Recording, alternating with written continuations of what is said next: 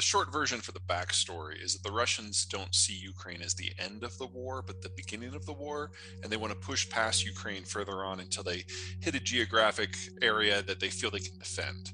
This isn't going to be a one-off. This is not about carving a small piece out of Ukraine. This is just the start of a much longer conflict. And in that sort of environment, you've got to take into account how oil moves. So the Druzhba pipeline that goes into East Germany, unless and until there is destruction of the pipeline, either because the Russians accidentally hit it with an artillery shell or Ukrainian partisans blow it up, it's fine for now. It's not going to be there in 3 months, but for now, that continues to flow because the German refineries don't have other options. They're not on ports, so they can't even truck in oil from elsewhere. It's the pipeline or nothing. So that's going to be probably the one that goes last. Novorossiysk on the Black Sea is in a war zone. So it's very difficult for ships to get insurance to even sail there at all. So they're operating at maybe 20% capacity on a good day. And that's not just Russian crude, that's also Kazakh crude.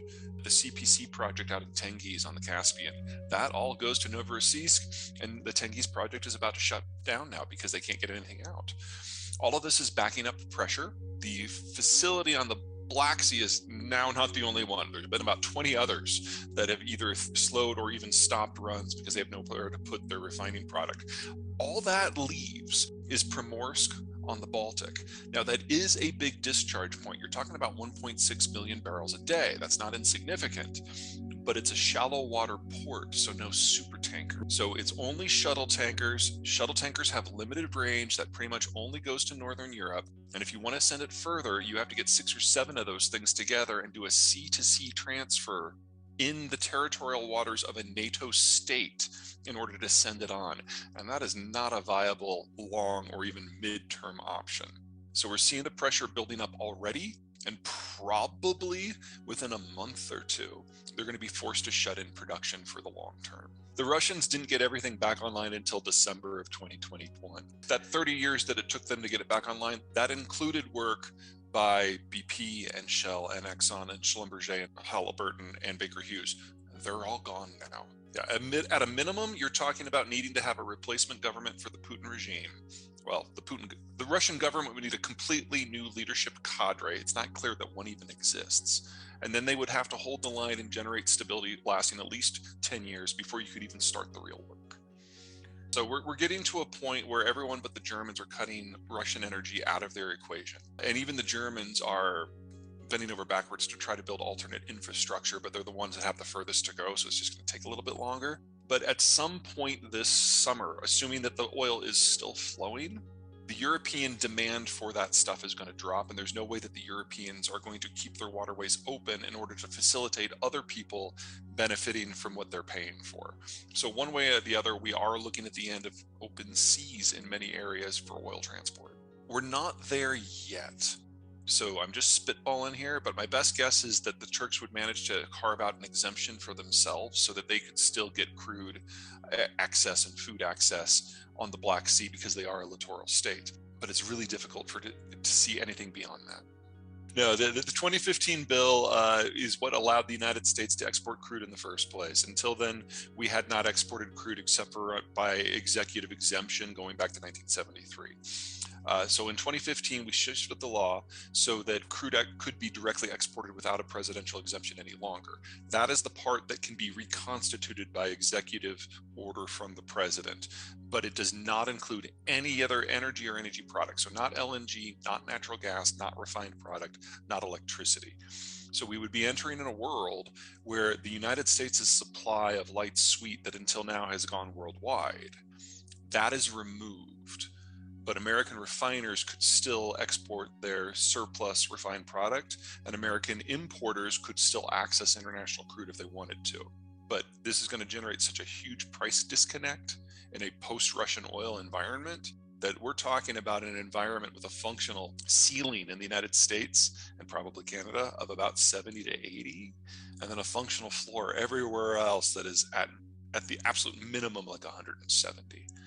And so in that environment, if you want to import crude in the United States, you have to really, really want it because you're going to pay a lot for it. Well, if you go back to February 22nd, the day before the war started, I would say that the idea of getting more pipelines from Alberta into the United States was a dead letter, that we had multiple administrations that were for or against it, and nothing happened. And if it wasn't going to happen under Donald Trump, it wasn't going to happen, period. But now we're staring down a global energy shock, and that's going to change a lot of people's minds when it comes to energy security issues. But never forget that Biden, like Trump, like Obama, is a populist. And so he's not going to do things based on the economic numbers unless those economic numbers are something that directly impacts his political standing. So in the United States, gasoline prices are a hot button issue right now. And because of what's going on in Russia, they have gone up. And with what's about to happen in Russia, they're going to go up substantially. The oil export ban will help contain the damage. But in that environment, Albertan crude is being sold into a closed market, and it's not available for export. So you would be stuck getting the mid-continental price for oil within the United States, which will probably never go above 80 again because of the changes that are coming. There'd be a elasticity in all the products globally. That you don't think that could happen? I don't think this can happen with crude. Now, that can change with an act of Congress, but Congress is slow, and there are a number of factions involved, and most of them would probably be thrilled with having a cap on what oil prices in the United States can be. Now, you're right that there will be elasticity in other things, especially refined product, because if you can buy crude for $60 to $80 in North America as a refiner and then sell it into a global market where it's below or above 170, I mean, that's Sure. a slam dunk business decision. So we're going to see this explosion in refining capacity expansion in the United States, specifically along the Texas coast, to take advantage of that differential. The elasticity that we're likely to see is going to be in other things. For example, California didn't participate in the shale revolution. They're not linked into the American oil transport grid in any appreciable way, and they are the state that imports the most crude. So I can see California having a price differential that is much more similar to what we're going to have in East Asia than what it is in the rest of the United States. And so Americans will have the option of an arbitrage internally that could make them a lot of money. As for Canada, you guys are in a super saturated market and you're selling into a super saturated market. You're actually more insulated from the global price pressures than almost all Americans. Now, if you're an oil consumer in Canada, that's great. If you're an oil producer, it's the other thing. The problem with California is going to be crude quality. The few refineries that we have in the United States that actually do prefer the light sweet.